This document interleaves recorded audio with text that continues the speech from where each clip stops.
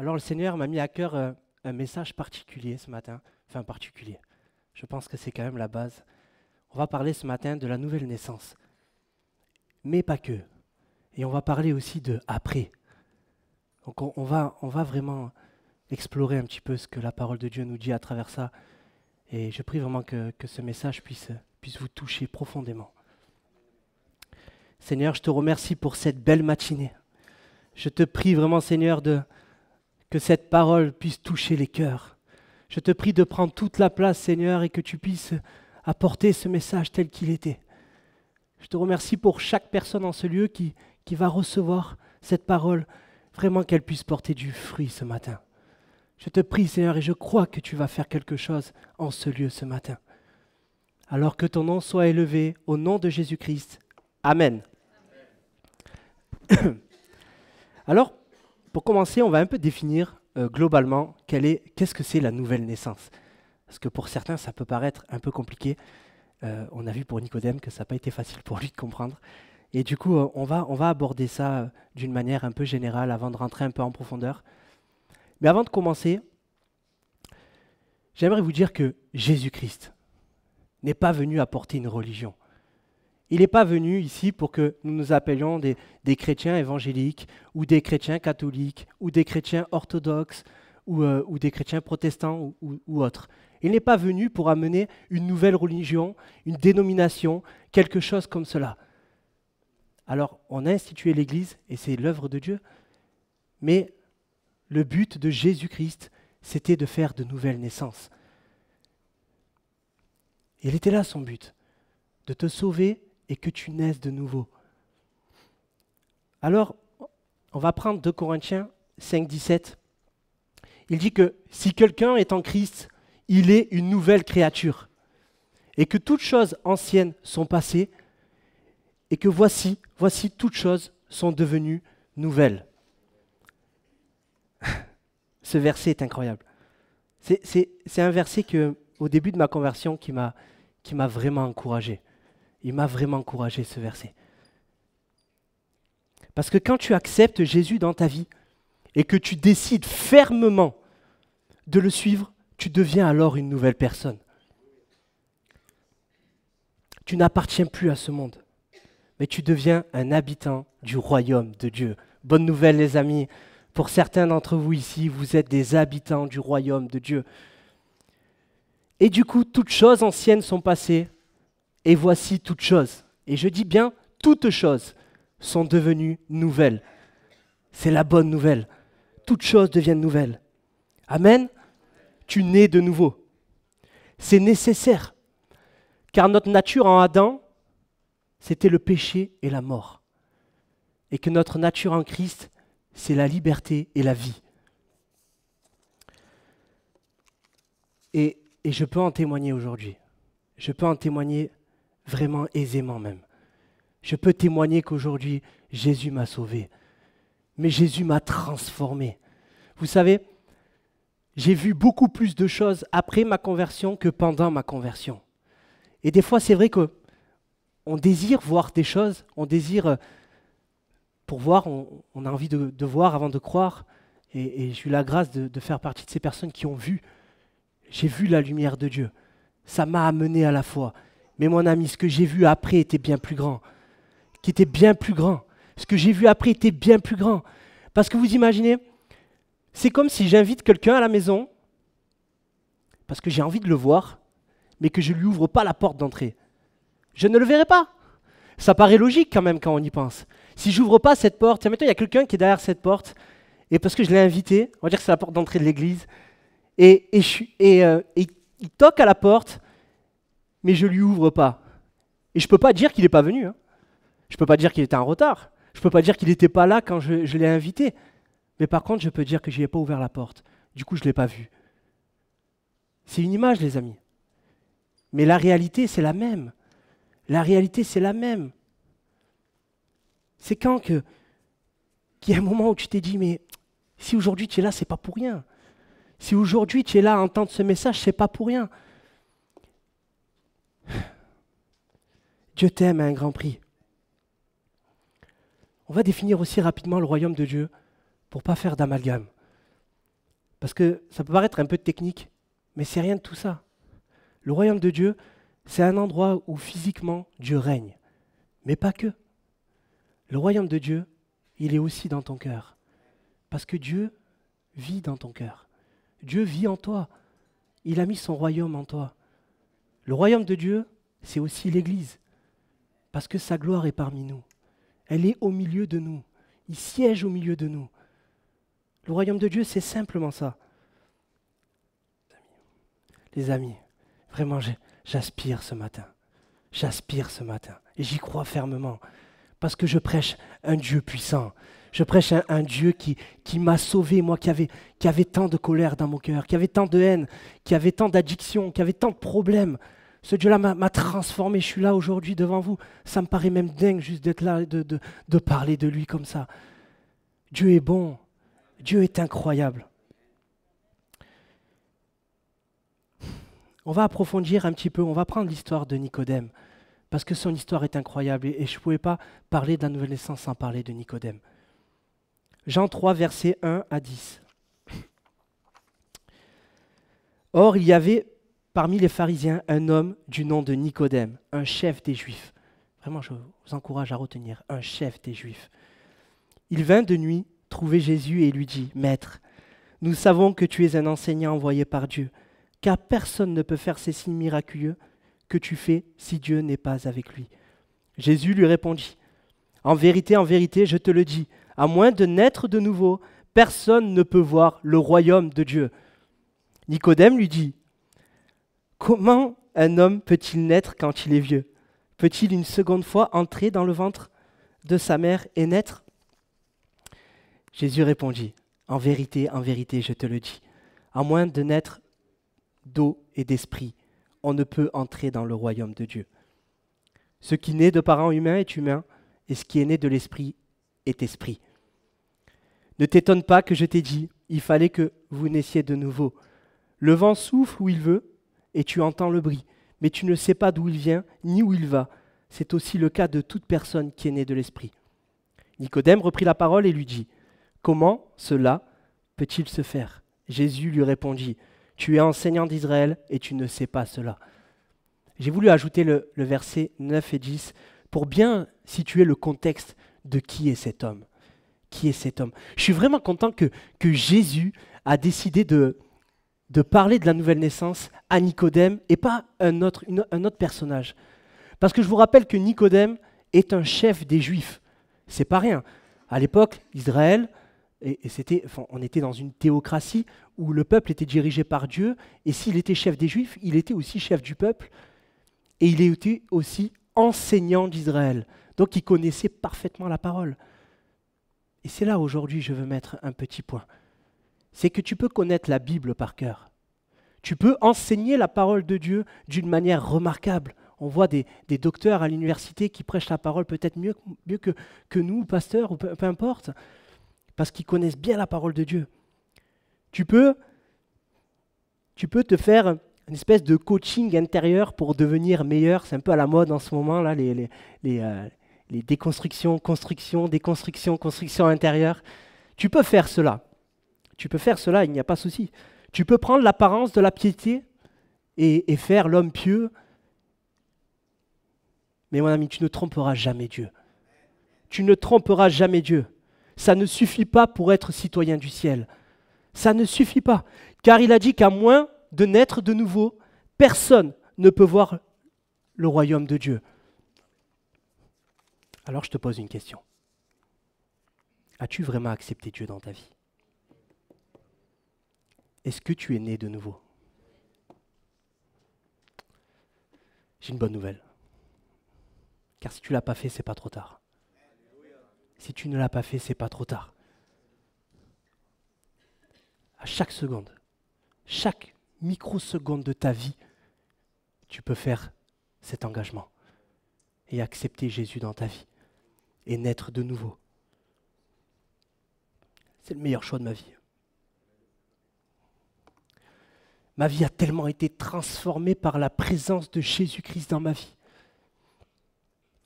Ma vie a été tellement bouleversée. Ce Dieu est merveilleux. J'ai pu voir des miracles dans ma vie. J'ai pu voir des gens guérir. J'ai pu voir des gens qui avaient des addictions, des drogues, de plein de sortes d'addictions sexuelles, ces choses-là. J'ai vu Dieu agir puissamment à travers ces gens. J'ai vu des gens souffrir de dépression et se relever avec un sourire surnaturel. J'ai vu Dieu agir dans des situations, même, on pourrait dire, des petites situations de la vie. Mon Dieu agit chaque jour, chaque seconde. Dieu est incroyable. Mais il a fallu que je l'accepte pour comprendre et le vivre. Avant cela, c'était l'apostasie. C'est ce qu'on a pu voir cette semaine dans Finistère, et c'est ce que nous avons pu voir dans le livre des juges. L'apostasie, le chaos, l'oppression. Parce que le monde est dur. Il y a cette oppression. Mais quand il y a la repentance, quand il y a l'acceptation du Seigneur sauveur de toute l'éternité, de tout univers, celui qui a tout fait, celui qui t'aime d'un amour incroyable, quand il y a eu cette acceptation, ma vie a été une libération et j'ai vécu la paix. Et après, j'ai pu être un ouvrier de Dieu qui a apporté la libération parce que Christ vit en moi.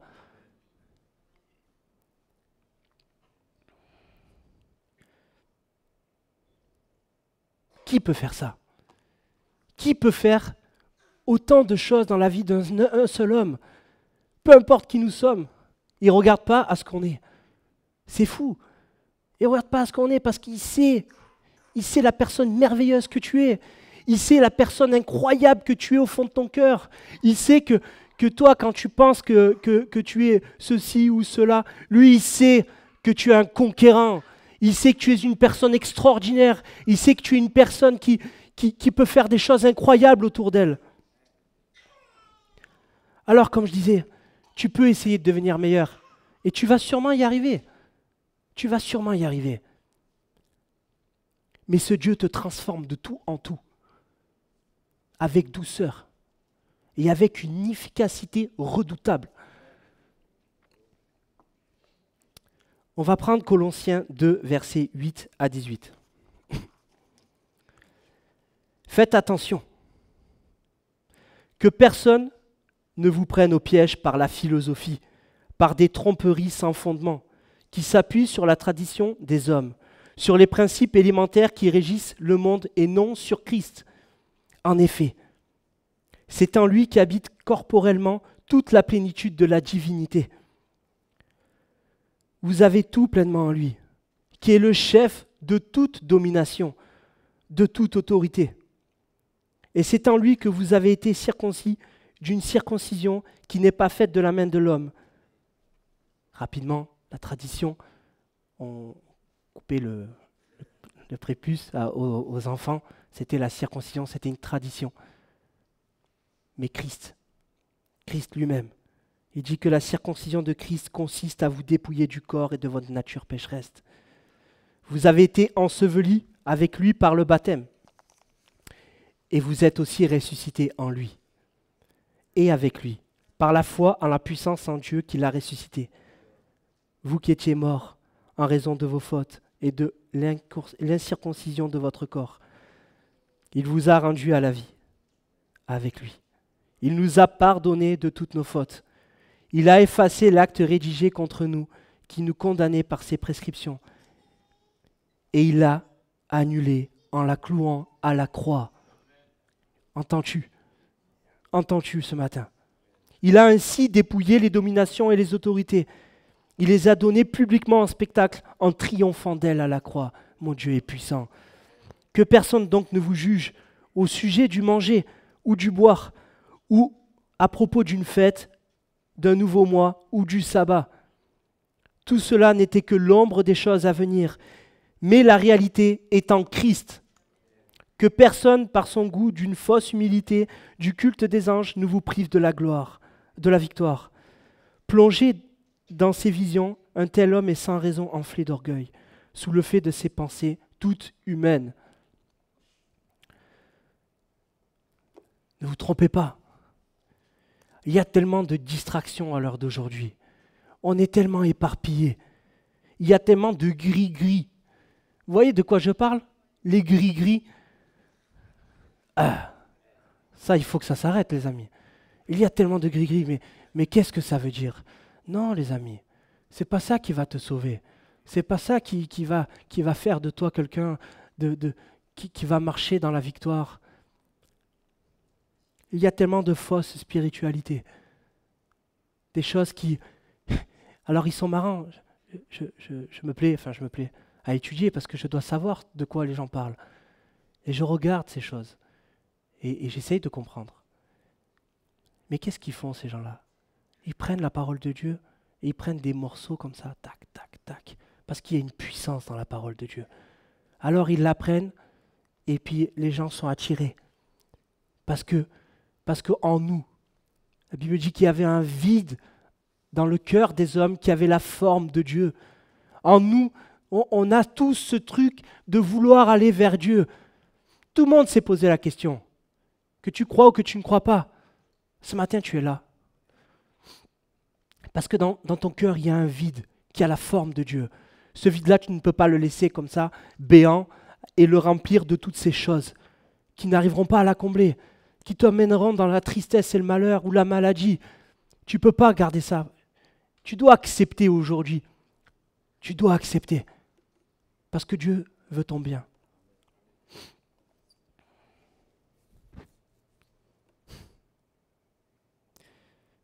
Il a dit que ce Dieu qui a tout créé, vous imaginez la composition d'un corps humain. Si on rentre dans les détails, dans les atomes, on est composé de plusieurs milliards d'atomes en nous. Chaque atome a été pensé par Dieu. L'univers et sa grandeur. Chaque atome de l'univers. Il disait que si nous enlevons un atome de carbone dans l'univers, tout s'écroulerait. Vous imaginez? Ça tient à un atome de carbone. C'est fou. C'est fou quand on y pense. Et ce Dieu-là te propose ce matin la vie éternelle. Il te propose le salut. Il te propose de vivre le ciel sur terre. Quand tu vois toutes ces souffrances autour de toi, tu sais qu'au fond de ton cœur, il y a un Dieu libérateur. Il y a un Dieu sauveur. Il y a un Dieu qui nous transforme, qui nous aide, qui nous aime. Je veux te dire que mon Dieu est le problème à ton problème. Je le répète. Mon Dieu est le problème à ton problème. Quand tu as Dieu dans ta vie et que tu as un problème, il a un gros problème. Je te le dis. Son problème, il devient dramatique. Ceux qui sont traqués dans les rêves, qui font des cauchemars bizarres, je veux te dire qu'avec Dieu, tu donnes du cauchemar aux démons. Tu donnes du cauchemar aux démons.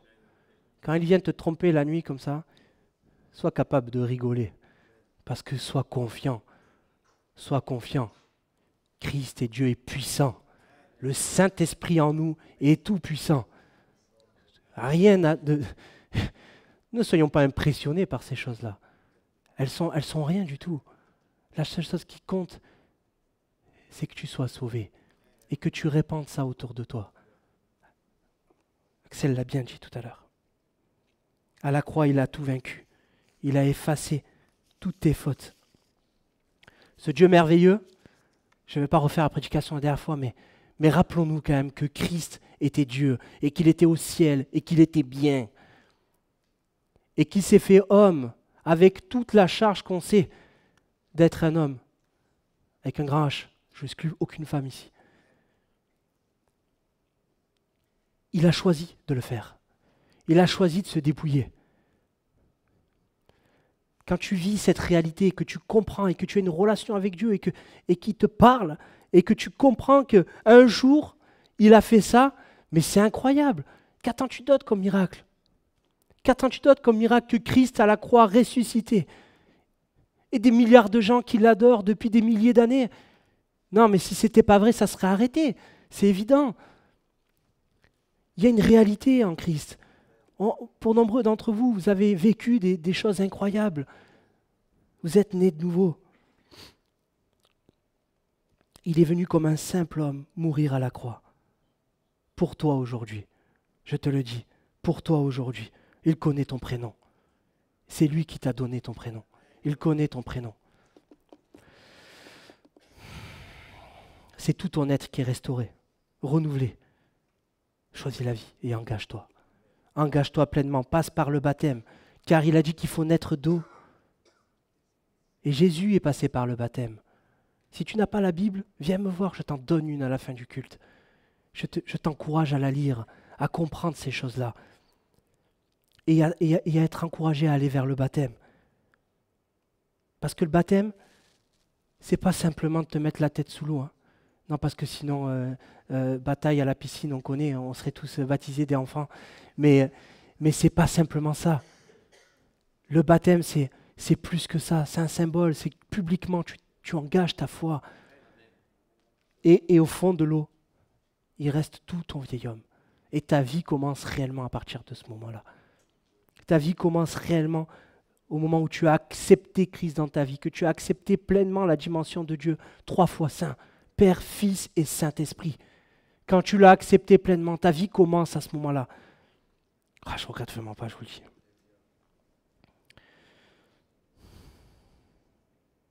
Et recevoir pleinement le Saint-Esprit. Qui est le Saint-Esprit? Qui est le Saint-Esprit?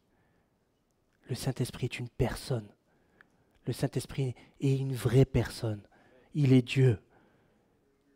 Et c'est lui qui témoigne dans ton cœur ces choses-là. C'est lui qui permet que justement tu entendes la voix de Dieu. C'est lui qui te permet de parler avec Dieu.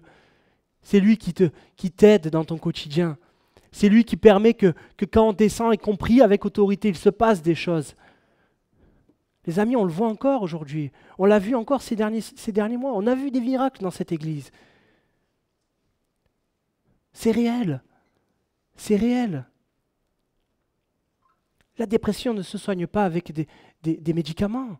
Comment on peut soigner un mal de l'âme en soignant le corps? Je pose la question. Ce n'est pas possible. Il n'y a que Dieu qui peut soigner notre âme. Et la compassion des uns et des autres. Reçois pleinement le Saint-Esprit. Cherche le Saint-Esprit. Va, quand tu le reçois pleinement, mais tu n'utilises pas tout pleinement. Alors cherche, va en profondeur, va, explore la dimension merveilleuse de Dieu. Explore parce que Dieu est merveilleux. Et quand tu vas explorer, tu auras soif, et tu auras de plus en plus soif, et tu te réjouiras. Et tu connaîtras des choses, tu apprendras des choses, tu vivras des choses, tu expérimenteras des choses. Dieu est incroyable. Mon ami, si tu ne l'as pas accepté ce matin, accepte-le. Accepte-le. C'est pas compliqué, naître de nouveau, c'est simplement l'accepter. C'est simplement l'accepter et passer par le baptême. Tu seras un habitant des cieux sur terre. Ça ne fait pas rêver ça? Non? Thomas, ça ne fait pas rêver ça?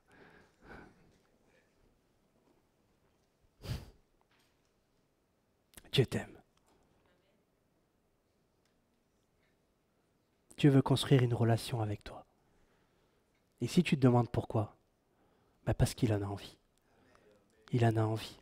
Il en avait tellement envie qu'il a amené Christ à la croix.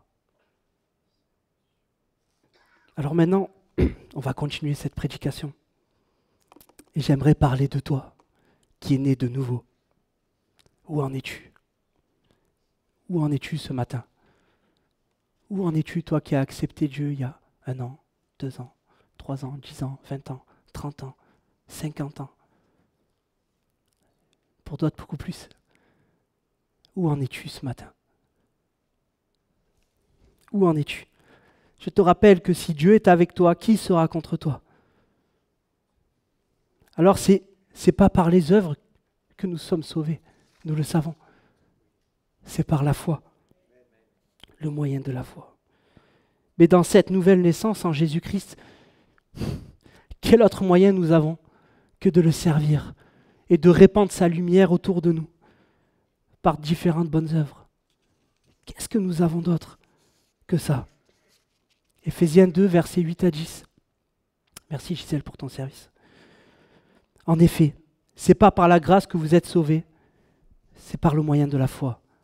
Et cela ne vient pas de vous, c'est le don de Dieu. Le don de Dieu, ça a été à la croix qui s'est fait. Tout, on en revient toujours à là. Ce n'est pas par les œuvres afin que personne ne puisse se vanter. En réalité, c'est lui qui nous a fait. Nous avons été créés en Jésus-Christ par des bonnes œuvres, par des œuvres bonnes, que Dieu a préparées d'avance afin que nous les pratiquions. Alors oui, tu as le choix. Tu as le choix de les pratiquer ou pas. Mais Dieu a un plan merveilleux pour toi. Moi, je vous le dis, je ne crois pas au destin. Je ne crois pas au destin. Je ne crois pas que nous sommes des fourmis, des marionnettes comme ça que Dieu nous guide. Je ne crois pas à cela. Je crois que Dieu nous propose un appel. Dieu nous propose une route à arpenter. Tu peux l'accepter pleinement, et là tu seras vraiment béni, je t'encourage. Tu peux l'accepter partiellement, donc c'est possible aussi. Tu peux prendre qu'une partie, puis t'arrêter en cours de route et te satisfaire, c'est possible aussi. Et tu peux ne pas l'accepter. Ça aussi c'est possible. Et c'est la plus malheureuse. Parce que Dieu a décidé que tu auras un libre arbitre et tu seras aux commandes de ta vie. Dieu te propose un choix. Mais si tu mises sa confiance en lui, tu vivras pleinement, mon ami. Pleinement, tu vas vivre. Tu vivras pas qu'à moitié, tu vivras pleinement. Ne te rabaisse pas. Ne vois pas continuellement les gens au-dessus de toi, s'il te plaît. Ne vois pas cela. Vois seulement comment Dieu veut te conduire. Arrête de dire oui, celui-là, celui, oh là là, lui il est comme ça, il est merveilleux, il est incroyable. Oh là là, Dieu ce qu'il fait dans sa vie. Non, non, non. Réjouis-toi de l'appel de ton voisin. Et réjouis-toi du tien. Rentre pleinement dans ta destinée. Accepte-le complètement. Ne te sens pas inférieur, s'il te plaît. Ne te sens pas inférieur. Tu ne l'es pas. Tu ne l'es pas. Alors on peut voir des grands hommes accomplir des choses incroyables. Certes, ils sont rentrés dans leur appel et gloire à Dieu. Mais tu n'es pas moins qu'eux. Tu n'es pas moins qu'eux. Accepte l'appel dans ta vie. Sois obéissant. Marche dans la repentance, l'humilité et l'amour. Fais ce que Dieu te demande. Et ta récompense sera grande. Donc, ne vous sentez pas inférieur, s'il vous plaît. Qu'on se le dise plus, hein. Je te repose la question. Toi qui l'as accepté, où en es-tu ce matin, aujourd'hui, cette année? C'est quand la dernière fois que tu t'as senti que tu avais passé un cap dans ta vie? C'est quand la dernière fois que tu t'es dit là, j'ai senti que j'ai passé un cap, parce que tu as été obéissant, parce que tu as fait ce que Dieu t'a demandé. Quand tu reçois une parole dans ton cœur et que tu ne la donnes pas, non, on ne le fait pas ça. Hein. Pas à Marguerite. Hein. Non. Quand tu reçois une parole dans ton cœur, si tu n'as pas confiance, va voir quelqu'un qui sait, mais donne cette parole, ne la garde pas pour toi, transmets-la. C'est comme ça que nous grandissions, en étant obéissants à ce que Dieu nous demande de faire. Soyons, si tu sens que tu dois faire quelque chose, entoure-toi de bonnes personnes, que tu puisses recevoir la sagesse et faire les choses avec sagesse.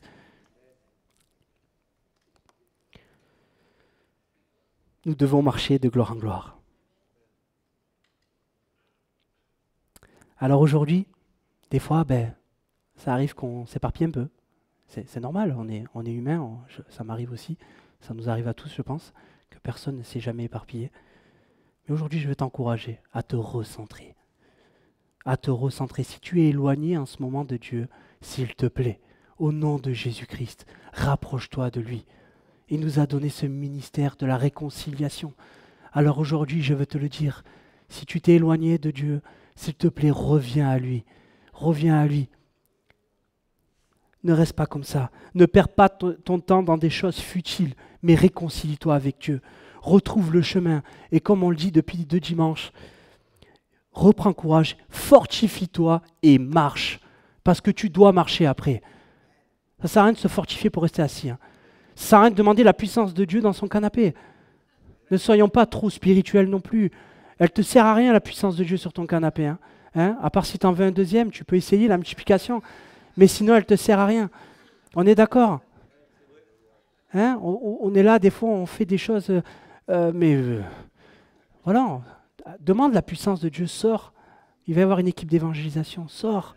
Va avec l'équipe d'évangélisation. Demande la puissance de Dieu, il te la donnera. Revêt-toi de l'armure de Dieu.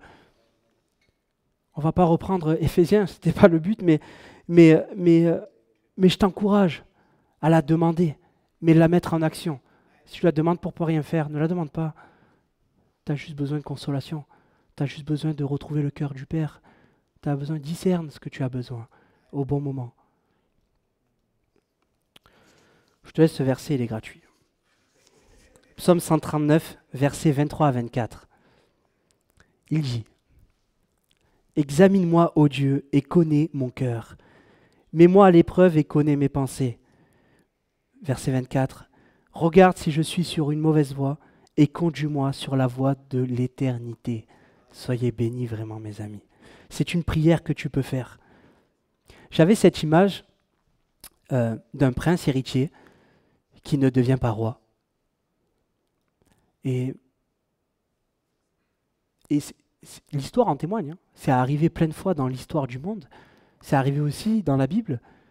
Nous avons Absalom, l'aîné, il est devenu l'aîné des fils de David. Et son histoire est tragique. Son histoire est tragique. Il n'est pas rentré dans sa destinée. Trop pressé. Trop pressé. Trop zélé. Trop d'erreurs. Échec. Et là, c'était échec et mat du coup pour lui. Alors je crois qu'on peut passer à côté. Et c'est vraiment dommage. C'est vraiment dommage. Non, vraiment, je le redis. C'est vraiment dommage de passer à côté de ce que Dieu a pour toi. De passer à côté de ce que Dieu a préparé pour toi. Comme je vous le disais, moi, je n'y crois pas du tout à la destinée. Vraiment, je ne crois pas du tout à la destinée. Sinon, on n'aurait pas besoin de prier, on n'aurait besoin de rien faire, tout se ferait tout seul, on serait des robots. Tout se passerait bien, on serait là, on prendrait que des bonnes décisions. On ne décevrait jamais, on serait jamais en train de décevoir notre conjoint, nos amis, jamais une parole de travers, jamais rien quoi, on est nickel quoi, toujours. Ça c'est pas la vérité, on est d'accord. On est d'accord. S'il y avait une destinée parfaite, on ferait rien de mauvais quoi. En fait, on n'aurait même pas besoin de venir à l'église. La réalité est là. C'est parce que justement nous avons besoin d'apprentissage, que nous avons besoin de grandir, que nous avons besoin de prendre des bonnes décisions, d'être entourés de gens qui sont bons, qui sont justes, qui veulent notre bien, qui nous aiment. Pas les gens qui polluent nos vies. Ça c'est après ça. Quand tu es fortifié dans la foi, que tu puisses vraiment impacter les gens autour de toi. Mais au début, mon frère, ma sœur, si tu sens que ça te met en péril, éloigne-toi de ces gens, quoi. Alors quand tu rentres dans cet appel incroyable, c'est une route de bénédiction. C'est une route de bénédiction. Alors c'est une route aussi de combat. Parce que je ne vais pas te prêcher un évangile à l'eau de rose. Ce n'est pas mon objectif, qu'on soit d'accord. Je ne veux pas être un menteur ce matin. Il y aura des combats. Il y aura vraiment des combats. Ça sera parfois difficile. Mais par contre, là où je sais que c'est la vérité, c'est que mon Dieu est bon. Mon Dieu est bon. Alors soyons toujours dans la bonté. Soyons toujours dans la repentance, dans l'humilité, dans l'amour. Et que le service que tu vas arpenter, ça soit une vraie nature pour toi. Je le redis, que le service dans l'église ou autre soit une nature pour toi. Ce service n'est pas une contrainte. Ce service est une bénédiction. Ce service n'est pas un fardeau. Ce service, c'est de vrai pour ce Dieu incroyable. Tu ne sers pas l'église, tu ne sers pas ton voisin, tu sers Dieu. C'est pour lui que tu fais ces choses-là. C'est pas pour ton voisin. Alors que le service que Dieu va te faire, t'appeler, ou tu sens que tu es appelé pour ça, ça doit devenir une nature pour toi. une nature pour toi.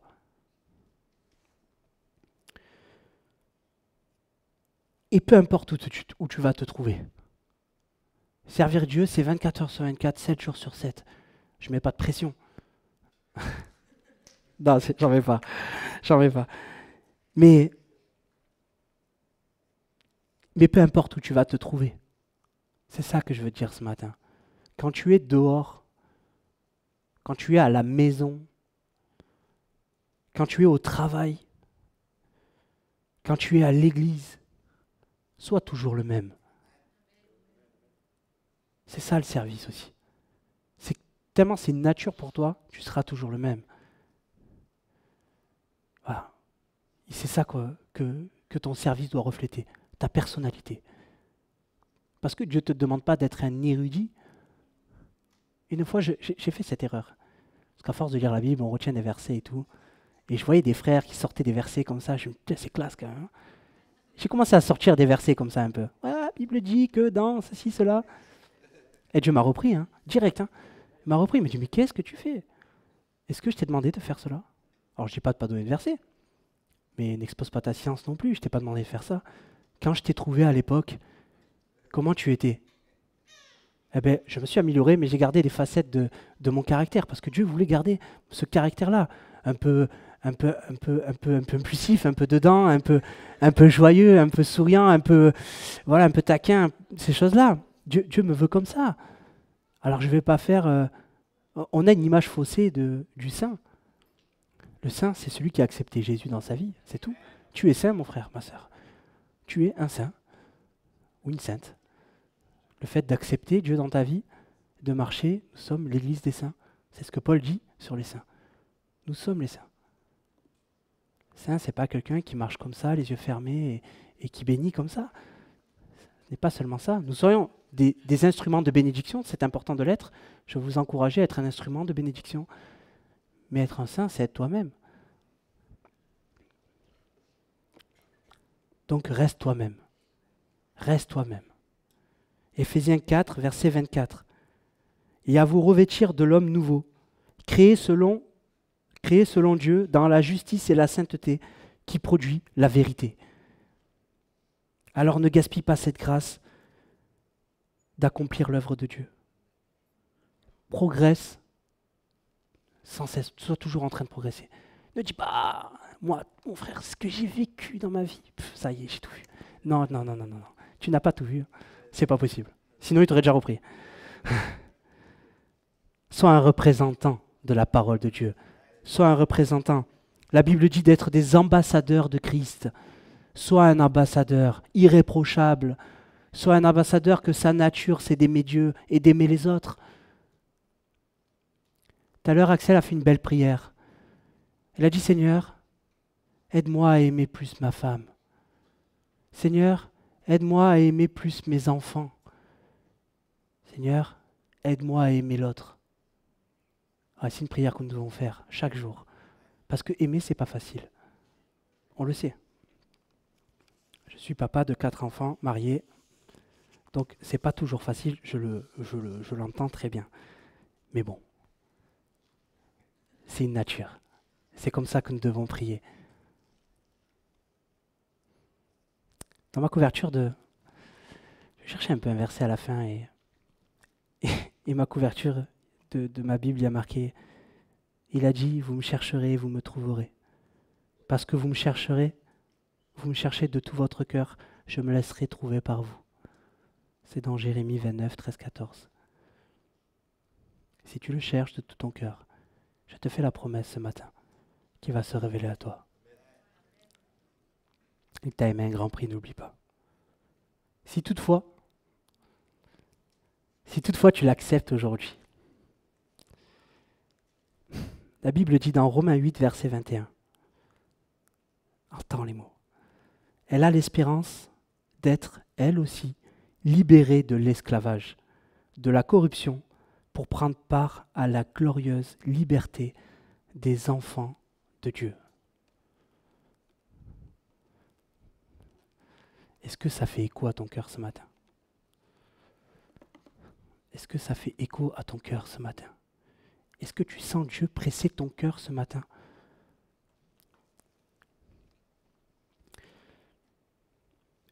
Je veux vraiment t'encourager ce matin. Je veux vraiment t'encourager et je sais que cette vidéo sera retransmise aussi dans les réseaux. Et avant tout, je vais donner vraiment cette parole pour les réseaux. C'est que si tu cherches Dieu de tout ton cœur, il répondra.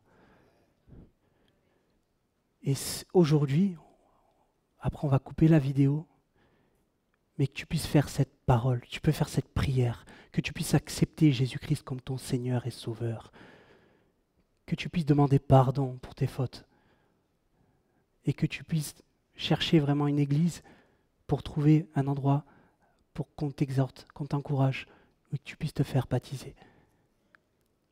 Et pour les autres qui rament un peu, je te fais le même conseil. Trouve une église, marche, trouve ta destinée, cherche Dieu, harcèle-le. Voilà. Pour les réseaux, vraiment, je vous bénis. Et vraiment que n'oubliez pas que Dieu veut marcher à travers vos jambes. Et pour toi, Église, ce matin, je vais faire un appel ce matin. Je vais faire un appel parce que je crois que c'est important de démontrer les choses. Mon Dieu a toujours été fidèle. Ce que je veux prêcher ce matin, je crois et je sais que Dieu répond à la prière. Je ne veux pas que tu crois que tout ça n'est qu'une fable. C'est une réalité. Dieu est vivant. Dieu t'aime d'un amour extraordinaire. Dieu a payé un prix pour toi ce matin. Dieu t'aime d'un amour inconditionnel. Il est merveilleux, il est incroyable, il est puissant, il est amour.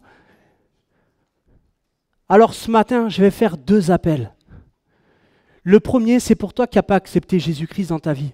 Aujourd'hui, je te donne une occasion de ne pas passer à côté du rendez-vous divin. Parce que si tu es là ce matin, ce n'est pas pour rien. Dieu a mis ce message dans mon cœur et ce matin, je vois des personnes et je me dis, mais voilà, aujourd'hui, je te propose quelque chose.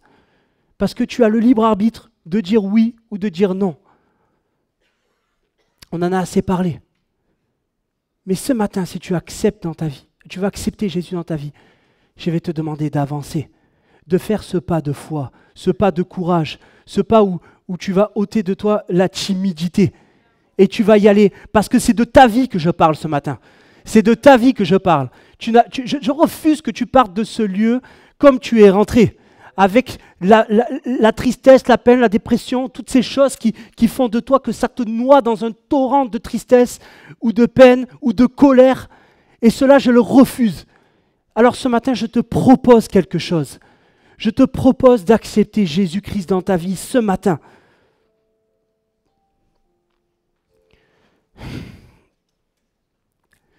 Et je ferai un 2e appel. Pour toi qui es en perte de vitesse ce matin. Pour toi qui as du mal à retourner dans la présence de Dieu. Pour toi qui as du mal ce matin tu te dis, mais j'essaie, j'y arrive pas. À chaque fois que tu veux y aller, tu es distrait par quelque chose. Tu as du mal à y aller. Ne sois pas timide ce matin, s'il te plaît. Ne dis pas, oui, je suis gêné, je ne veux pas y aller, machin. Non, non, non. C'est de ta vie qu'on parle. Ce n'est pas de regard de ton voisin, c'est de ta vie que je parle ce matin. Si tu veux que ça aille mieux, je t'encourage à venir chercher la bénédiction. Nous allons prier pour toi.